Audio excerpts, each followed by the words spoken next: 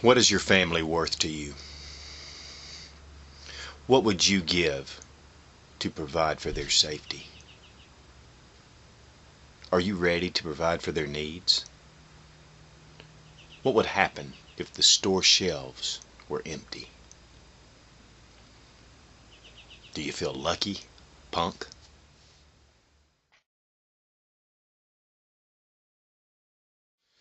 Okay, why prepare? What are we preparing for? Well, we all know the economy is in a big downturn. I mean, job loss is unbelievable. And not only job loss, but salary cuts and benefit cuts everywhere. And it's not just in the U.S., it's all over the world. Yeah, we could come out of this slump, but chances are right now it's going to be extended. And that could actually aggravate other situations that are going on around us. What about natural disasters? We saw what happened with Katrina, and there's still devastation down there that hasn't been resolved. We've also seen what Ike, when all the refineries were damaged and the gas shortage that we faced, it was pretty scary at times. Of course, we have the old terrorism attack that could be a good possibility, especially with things in the world heating up. It's just unbelievable that we haven't faced something sooner. So, but that's a threat, and there are a lot of groups working here in the U.S. already. We see what's going on in Mexico right now with the drug war, and it's spilling over into the U.S. and all the Mexican nationals that are around us. I mean, it's incredible how many are around us and how that could affect our relationship with them as neighbors, but then just straight out with the refugees and etc. that could come across the border, not including any kind of armed conflict.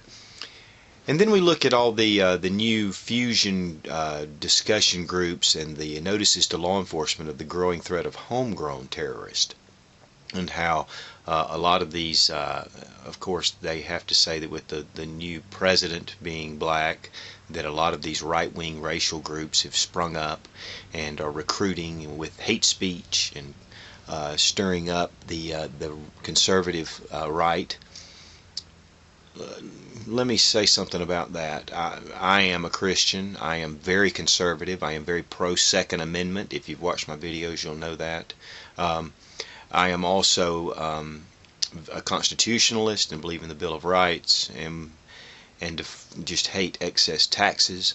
But I am not, and I repeat, I'm not a racist. I think all races are God created the races, and that those people are just as equal as I am. And I invite you also to be a part of what I'm talking about here. So, with all the controls going on and the attacks on our freedoms by the central government right now, I think we need to stand firm and to be careful.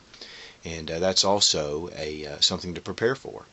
And then the talk, which has come out lately with these G20 meetings, the New World Order possibility, which is global government, and which could actually take away our freedom from the Constitution, our national sovereignty.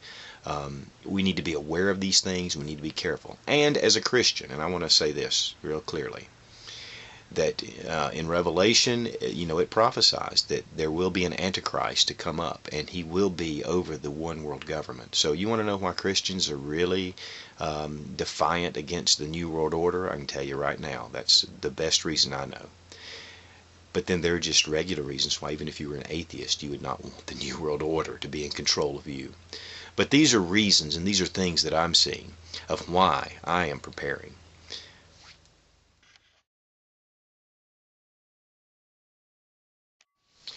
Where to start? There is a rule of three.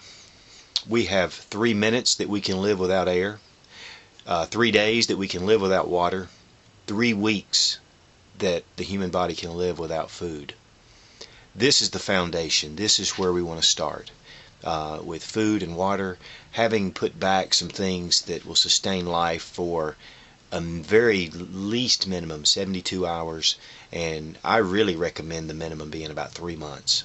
We're not talking about changing your whole lifestyle. We're not talking about you becoming this organic farmer that lives, as a hermit back in the woods. I'm talking about just a sensible plan that you can incorporate into your life that would ensure or give your family a much better chance of survival in a crisis situation.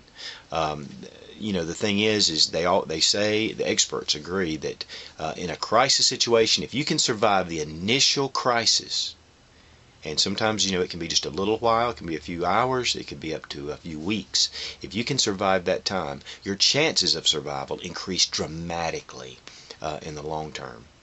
This is just a basic beginning preparation, and I want to make that real clear.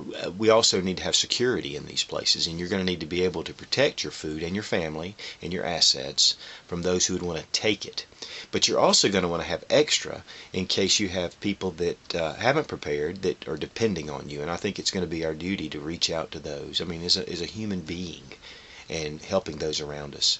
Also, we need to think about our currency, and what I mean by that is cash or precious metals and bartering items. We're going to do a video segment on that, on what I would recommend that you do, and how to use like silver and gold coins to be able to do something. To me, that was a mystery for a long time, but I've been enlightened on some things, and I want to share them with you.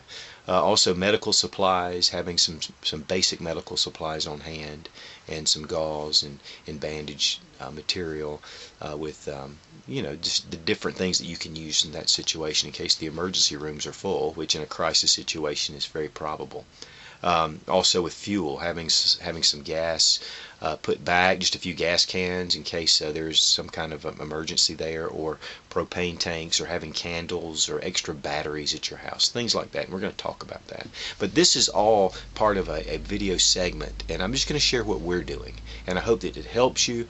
And so keep in tune and subscribe to my channel, and hopefully in the next couple of weeks we're going to be getting all of these videos out, and it'll help you. And also the ones that I subscribe to, you look at those guys, and there's a lot that'll help you in there also with situations of survival. So God bless you, and I hope the best for you in the coming months. And please leave comments and rate, and I would love to hear from you. Take care.